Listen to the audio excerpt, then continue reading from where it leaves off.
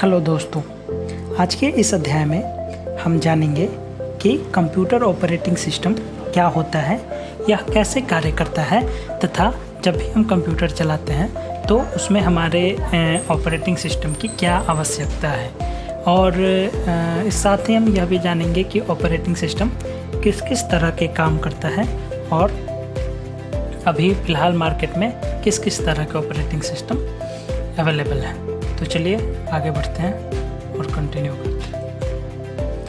तो सबसे पहले हम देखते हैं कि हमारा आज का जो सेशन है इसमें हमारी लर्निंग ऑब्जेक्टिव क्या है, मतलब कि हम किस तरह के टॉपिक पर डिस्कस करने वाले हैं। तो इसमें आज हम जो देखेंगे, सबसे पहले वो देखेंगे definition and need of operating system, मतलब कि हमें ऑपरेटिंग सिस्टम क्यों ज़रूरी है और अगर हम कहते हैं कि हम ऑपरेटिंग सिस्टम यूज कर रहे हैं इसका मतलब क्या होता है, हम कौन सा ऐसा एप्लीकेशन क्या ऐसा यूज कर रहे हैं कि हम उसको कहेंगे कि हाँ हम एक ऑपरेटिंग सिस्टम यूज कर रहे हैं। साथ ही हम यह जानेंगे कि main function of an operating system, मतलब कि किसी भी ऑपरेटिंग सिस्टम का मेन फंक्शन क्या होता है।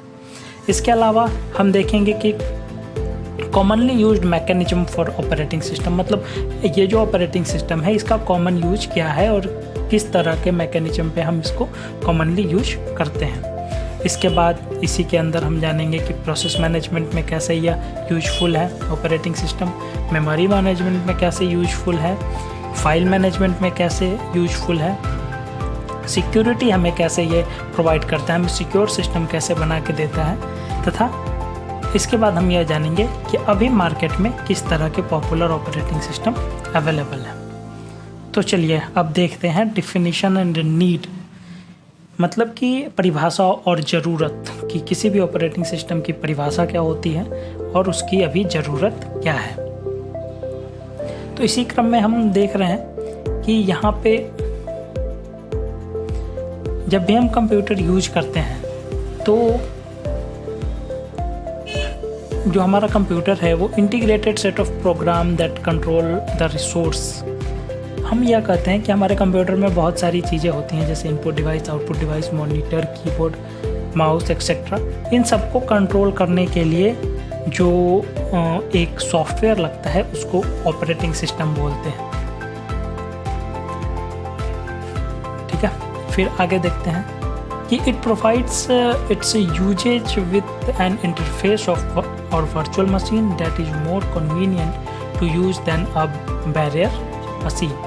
ये बोलता है कि अगर हम कोई ऑपरेटिंग सिस्टम कोई कंप्यूटर बिना किसी ऑपरेटिंग सिस्टम के यूज करते हैं तो वो हेयर एंड देयर, मतलब कि इधर उधर बिखरा हुआ लगेगा और हम उसको प्रॉपरली यूज नहीं कर पाएंगे। हर काम के लिए हमें कमांड लिखना पड़ेगा, हर काम के लिए हमें उसमें मतलब बहुत ज़्यादा टाइपिंग करनी पड़ेगी, कमांड लिखना पड़ेगा और बहुत सारी चीज़ें मैनुअली करनी पड़ेंगी। इन सारी चीज़ों को करने के लिए, एक कंप्यूटर को सक्सेसफुली चलाने के लिए, इसके रिसोर्स को मैनेज करने के लिए कंप्यूटर कंपनीज ने एक इंटरफेस बनाया, जो कि विजुअल इंटरफेस, जो कि हमें दिखाई देता है, ऐसा एक इंटरफेस बनाया और उसी इंटरफेस को हम ऑपरेटिंग सिस्टम के नाम से जानते हैं। आगे देखते हैं। There are two primary objective of an OS. कहना है कि किसी भी ऑपरेटिंग सिस्टम के दो मेन ऑब्जेक्टिव होते हैं और वो फर्स्ट तो ये होता है कि making a computer system convenient to use, किसी भी कंप्यूटर सिस्टम को यूज के लायक बनाना, कन्वीनियंट बनाना टू एंड यूजर के लिए, उससे ज़्यादा दिक्कत ना हो यूज करने में। तो पहला ये काम ऑपरेटिंग सिस्टम का होता है कि वो किसी भी कंप्यूटर को ह्यूमन के यूजेबल फॉर्मेट में बनाए। दूसरा जो काम है वो है managing resource of an computer system. जब हम एक कंप्यूटर यूज करते हैं तो इसमें बहुत तरह की रिसोर्सेस हम यूज कर रहे होते हैं, जैसे कि file management, input output devices, printer, बहुत तरह के डिफरेंट कैटेगरी के सॉफ्टवेयर्स। तो इन सारी चीज़ों को कॉमन वे में मैनेज करना भी हमारे ऑपरेटिंग सिस्टम का प्राइमरी ऑब्जेक्टिव है, मतलब कि प्राइमरी गोल है, और ये वो हमें करके देता है हमारा ऑपरेटिंग सिस्टम। आगे अब हम थोड़ा लॉजिकल आर्किटेक्चर देख लेते हैं कि किसी भी कंप्यूटर पे जब हम एक ऑपरेटिंग सिस्टम इंस्टॉल करते हैं तो उस कंप्यूटर का आर्किटेक्चर कैसा होता है। तो इसको देखने के लिए हम यहाँ पे देख रहे हैं कि सबसे पहले हमारा जो सबसे इनर लेयर होता है वो होता है कंप्यूटर हार्डवेयर का लेयर। उस हार्डवेयर के लेयर पे हार्डवेयर के लेयर को के जस्ट ऊपर एक लेयर होता है जिसको कहते हैं operating system. Operating system directly hardware से इंटरेक्ट करता है और जो भी सिग्नल हम प्रोसेस करते हैं, हम human being as a user process करते हैं, वो हमारे कंप्यूटर हार्डवेयर के अंडरस्टेबल फॉर्मेट में वो बनाता है। तो ऑपरेटिंग सिस्टम का यहाँ पे पहला यूज हम देख पा रहे हैं कि ये किसी भी कंप्यूटर हार्डवेयर से डायरेक्ट कम्युनिकेट करता है। अब उस ऑपरेटिंग सिस्टम के ऊपर हम कई सारे अपने कंप्यूटर प्रोग्राम इंस्टॉल करते हैं। मतलब कि मान लीजिए हम कोई गेम चलाना चाहें, हम कोई मूवी देखना चाहें, हम वीडियो प्लेयर इंस्टॉल करना चाहें, हम फ़ोटो एडिट करना चाहें, हम किसी भी तरह का कॉमन यूज पर्पस हम टैली करना चाहें, हम अकाउंटिंग सॉफ्टवेयर करना चाहें, तो किसी भी तरह के सॉफ्टवेयर को इंस्टॉल करने हम जिस प्लेस पे करते हैं वो ऑपरेटिंग सिस्टम होता है। Operating system as a mediator का काम करता है। हम ऑपरेटिंग सिस्टम में जाके डिफरेंट एप्लीकेशंस इंस्टॉल करते हैं और वो ऑपरेटिंग सिस्टम उन एप्लीकेशंस को हार्डवेयर तक स्मूथली उनसे कम्युनिकेट करवा देता है। उसके बाद उस एप्लीकेशन जब हम कोई भी इंस्टॉल करते हैं, सपोज हम मूवी देखने के लिए एक मूवी एडिटर मूवी प्लेयर हमने इंस्टॉल किया, तो उस मूवी प्लेयर को अब कोई भी एंड यूजर आसानी से यूज करके और उस पर अपना काम कर सकता है जो भी रिक्वायर्ड है। यहाँ पर डेफिनेशन देखते हैं, the operating system layer hides the detail of the hardware from the programmer and provides the programmer with a convenient interface for using the system। ये यहाँ पे ये बताया जा रहा है कि जो ऑपरेटिंग सिस्टम होता है वो हार्डवेयर लेवल की कॉम्प्लेक्सिटी को हाइड करता है और ह्यूमन के ऑपरेट करने लायक एक इंटरफेस देता है जिससे कि एक ह्यूमन आसानी से उसे ऑपरेट कर सके। अब हम ये देखते हैं कि किसी भी ऑपरेटिंग सिस्टम के मेन फंक्शंस क्या होते हैं। तो इस क्रम में सबसे पहला जो पॉइंट है वो है हमारा प्रोसेस मैनेजमेंट। तो हमारे ऑपरेटिंग सिस्टम में कई प्रकार के प्रोसेस होते हैं, जैसे कि शेड्यूलिंग का प्रोसेस, जैसे कि फाइल कॉपी का प्रोसेस, जैसे कि इंटरनेट नेटवर्किंग का प्रोसेस। ऐसे कई प्रकार के जो प्रोसेसेस हैं वो ऑपरेटिंग सिस्टम में इंटरनली बैकग्राउंड में रन कर रहे होते हैं और इन सब प्रोसेस को हम जॉब के नाम से भी जानते हैं। तो इन सारी चीज़ों को मैनेज करने का काम ऑपरेटिंग सिस्टम का होता है और ऑपरेटिंग सिस्टम ही डिसाइड करता है कि किस जॉब की प्रायोरिटी सेट करनी है, किस जॉब को अभी रन करना है, स्टॉप करना है, किल करना है। ये सारी बातें ऑपरेटिंग सिस्टम अपने डिसीजंस खुद करता है। उसके बाद दूसरा जो काम है वो मेमोरी मैनेजमेंट का काम है।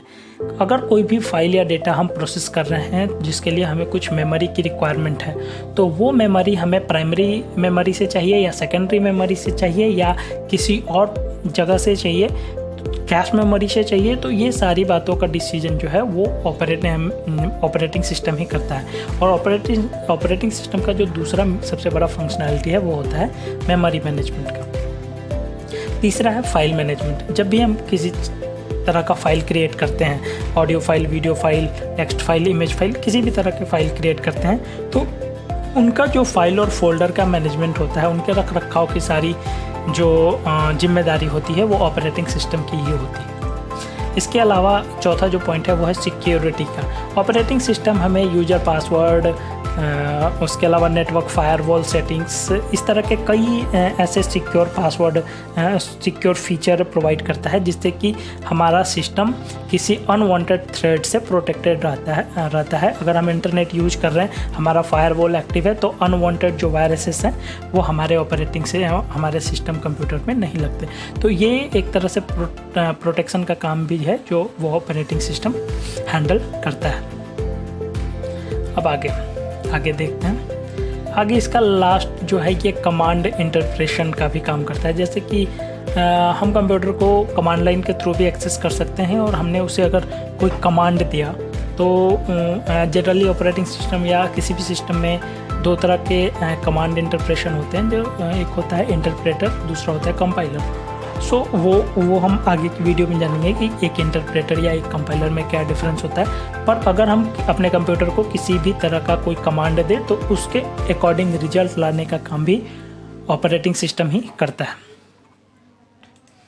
चलिए आगे देखते हैं सम पॉपुलर ऑपरेटिंग सिस्टम्स। इस समय मार्केट में जितने भी टाइप के ऑपरेटिंग सिस्टम्स अवेलेबल हैं उनमें कुछ एक पॉपुलर कैटेगरी के बारे में हम यहाँ पे जानेंगे। तो सबसे पहला जो हमारा है वो यूनिक्स है, जो कि सी लैंग्वेज में बना है और ये फर्स्ट ऑपरेटिंग सिस्टम हम इसको एक तरह से कह सकते हैं। उसके बाद लिनक्स है, जो कि यूनिक्स का ही ग्राफिकल वर्जन है। चूँकि यूनिक्स पूरी तरह command line based operating system है, लिनक्स उसी का ग्राफिकल वर्जन है। इसके अलावा फिर एक विंडोज है जो कि हम कॉमनली यूज करते हैं। फिर एक और आता है मैक ओएस, जो कि एप्पल के सिस्टम्स में हम देखते हैं, तो उसमें एक मैक ओएस के नाम से वो मैक ओएस के नाम से वो मिल जाता है। तो चलिए अब हम इनके बारे में थोड़ा जान लेते हैं कि ये सारे ऑपरेटिंग सिस्टम क्या है, कब बने हैं और इनको कैसे यूज करते हैं। तो सबसे पहले हम देखते हैं कि यूनिक्स क्या है। तो यूनिक्स जो है ये 1970 के आसपास में डेवलप किया गया था बेल लेबोरेटरी में by Ken Thompson and Dennis Ritchie, जिन्होंने सी भी बनाया था। तो उन्हीं दोनों के द्वारा ये यूनिक्स ऑपरेटिंग सिस्टम भी बनाया गया था। इसके अलावा जो यूनिक्स ऑपरेटिंग सिस्टम है ये कम्प्लीटली सी लैंग्वेज में लिखा हुआ है। साथ ही यह multi user time sharing operating system है। इसके अलावा ये जो है used on a wide variety of computers ranging from notebook computers to super computers. ये कह रहे हैं कि जो हमारा यूनिक्स ऑपरेटिंग सिस्टम है ये किसी भी तरह के किसी भी वैरायटी के कंप्यूटर्स पे रन करता है, चाहे वो हमारा नोटबुक हो, लैपटॉप हो, मोबाइल फ़ोन हो, ये सुपर कंप्यूटर हो, नॉर्मल कंप्यूटर हो, किसी भी तरह के कंप्यूटर पे ये काम कर सकता है। इसके अलावा especially prevent on RISC workstations such as those from Sun Microsystem, Havelt, Parked, IBM and Silicon Graphics. So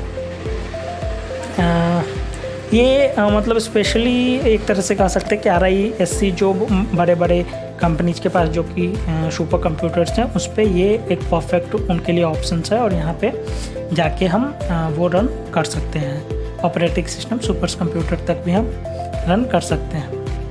उसके अलावा ये है कि स्ट्रक्चर्ड इन 3 लेयर्स, जो हमारा यूनिक्स है वो 3 लेयर के स्ट्रक्चर में आता है। पहला है कर्नल, दूसरा सेल एंड तीसरा है यूटिलिटीज हमारा क्या है, कर्नल हमारा कोर प्रोग्राम होता है, सेल हमारा मेडिएटर होता है, सेल इंटरफेस जिसको हम बोलते हैं, एंड यूटिलिटी छोटे छोटे प्रोग्राम होते हैं जो कि टाइम टू टाइम रन करके और सारा जॉब जो है, जो भी एग्जिस्टिंग जॉब है उसको कंप्लीट करते हैं। इसके अलावा ये commonly used Windows operating system है, जो कि आजकल हम विंडोज 7, 8, 9,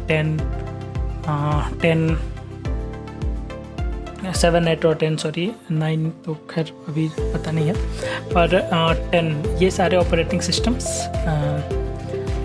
हम यूज कर रहे हैं। तो आइए विंडोज़ के बारे में जानते हैं। तो विंडोज़ जो ऑपरेटिंग सिस्टम है ये MS-DOS ऑपरेटिंग सिस्टम का एडवांस वर्जन है, जो कि माइक्रोसॉफ्ट कंपनी के द्वारा बनाया गया है। और ये जो है single user multitasking operating system है। ये एक टाइम में एक यूजर पर डिफरेंट ऑपरेशन परफॉर्म कर सकता है। उसके बाद इसका नेटिव GUI इंटरफेस में आता है। ये by default Windows operating system graphical user interface में आता है। Design to be not just an OS but also a complete operating environment. जो हमारा विंडोज ऑपरेटिंग सिस्टम है ये एक केवल ऑपरेटिंग सिस्टम नहीं है, बल्कि इसमें और भी कई सारे यूटिलिटीज आते हैं जो कि एक कंप्लीट हमें ऑपरेटिंग इन्वायरमेंट देता है। जैसे कई यूटिलिटीज जैसे मीडिया प्लेयर आते हैं, जैसे पेंट आता है, जैसे टेक्स्ट एडिटर आता है, इस तरह की कई फंक्शनैलिटी हमें इससे मिल जाते हैं। OS of choice for most PCs after 1990, मतलब कि 1990 के बाद जो सबसे प्रेफर्ड ऑपरेटिंग सिस्टम चुना गया है खासकर इंडिया में, तो विंडोज वो लोग ज़्यादा यूज करते हैं। अब जानते हैं हम लिनक्स के बारे में कि लिनक्स क्या है, कैसे बना और यूज कहाँ करता है। तो लिनक्स एक ओपन सोर्स ऑपरेटिंग सिस्टम है एंड ये multitasking multi processing OS originally design to be used in PCs। ये एक मल्टीटास्किंग मल्टीटास्किंग का मतलब एक समय पे कई सारे टास्क, जैसे मीडिया भी प्ले कर रहे हैं, इंटरनेट भी ब्राउज कर रहे हैं, तो ये सारे multitasking, multi processes thread based processing जिसको बोलते हैं, वो एक साथ में कई प्रोसेस को एग्जीक्यूट कर सकते हैं वैसे ऐसे ओएस। सो ये ओरिजिनली डिज़ाइन जो हुआ था ये पीसीज, जो कि नॉर्मल पीसीज होता है, उसके लिए किया गया था। उसके अलावा name Linux is derived from inventor Linus Torvalds. So जो इनके इन्वेंटर थे लाइनस टोरवेल्स, इन्हीं के नाम पे इस ऑपरेटिंग सिस्टम का नाम लिनक्स पड़ा। उसके बाद ये बोल रहा है कि several Linux distribution available, red heart SUSE different in distribution is mostly set of tools, numbers and quantity of application, documentation, support and service. कारण कि हमारा लिनक्स जो कि है वो एक ओपन सोर्स ऑपरेटिंग सिस्टम है, सो इसके डिफरेंट डिस्ट्रीब्यूटर अवेलेबल हैं जो कि अपने अपने set of number of tools और क्वालिटी और सपोर्ट के साथ अवेलेबल करवाते हैं। चूँकि यह एक ऑपरेटिंग सिस्टम है, तो कोई भी एक ऑर्गेनाइजेशन जो इस पे काम करना चाहती है वो इजीली इसके सोर्स कोड पे काम कर सकती है और अपना वर्जन रिलीज कर सकती है। सो ये हमारा ऑपरेटिंग सिस्टम के बारे में एक छोटा सा इंट्रोडक्शन था। आपको अगर इसके बारे में और भी जानकारी प्राप्त करनी है तो आप हमारे चैनल को सब्सक्राइब करें। हम ऑपरेटिंग सिस्टम के बारे में जल्द ही एक डिटेल वीडियो बनाने वाले हैं, और अभी के लिए बस इतना ही, और मिलते हैं फिर अगले वीडियो में। Thank you.